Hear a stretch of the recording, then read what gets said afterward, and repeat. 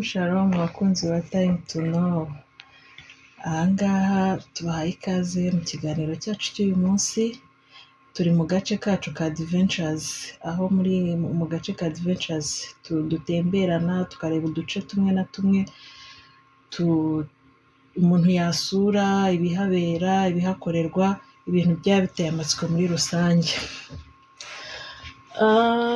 Ku bantu bari nko mu Rwanda mwaza nko muri Korea cyangwa se mwifuza kuza muri Korea, uramutse ugeze muri Korea mu gice cy'amajyepfo ya Korea mu mujyi bita Gumi, uramutse uhageze hari ahantu heza cyane nyaburanga wasura. Mu bice byinshi nyaburanga byo muri Gumi, uyu munsi twabahitiyemo agace kamwe kitwa Gumi Ecological Land. Muze dutemberane murebe ibice bihagize, ariko si byose, ariko iby'ingenzi nibyo twafashe. Haryoheye ijisho, wahatemberera. Mudukurikire mubane natwe mu minota mikeya murebe uko hameze.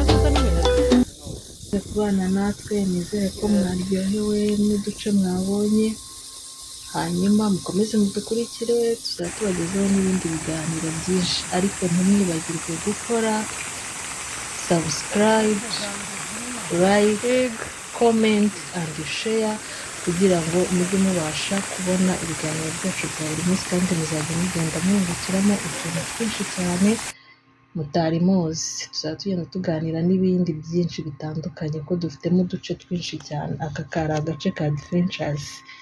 Imana ibarinde.